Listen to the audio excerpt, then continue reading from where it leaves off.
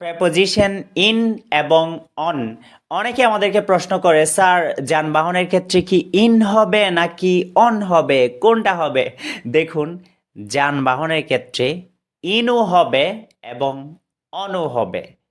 তবে আপনাকে বুঝতে হবে যে আসলে কখন ইন হবে আর কখন অন হবে। খুবই খুবই খুবই সহজ। আপনারা কি করেন? শুধু মুখস্থ করেন, এটার আগে ইন হয় ওটার আগে অন হয়, এরকম মুখস্থ করেন। মুখস্থ করার কোনো দরকার নেই। পৃথিবীতে খুব কম কিছু আছে যেগুলো মুখস্থ করতে হয়, সব কিছু বোঝার জিনিস, বুঝতে হবে। আপনি খুব সহজে মনে রাখবেন, জাস্ট যেই সমস্ত যানবাহনে আপনি দাঁড়াতে পারবেন এবং হাঁটাহাঁটি করতে পারবেন।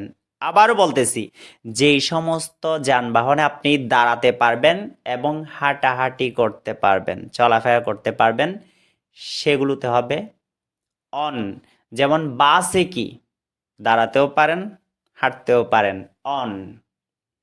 Sheep on, plane on, train on. অন্যদিকে কারে কি বসেই থাকতে হয়, ইন। এরপর হেলিকপ্টার, ইন। তার মানে আশা করি জিনিসটা ক্লিয়ার।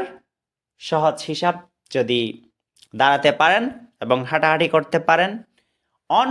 আর দাঁড়াতে না পারলে, হাঁটাহাঁটি করতে না পারলে, শুধু বসেই থাকতে হলে, ইন।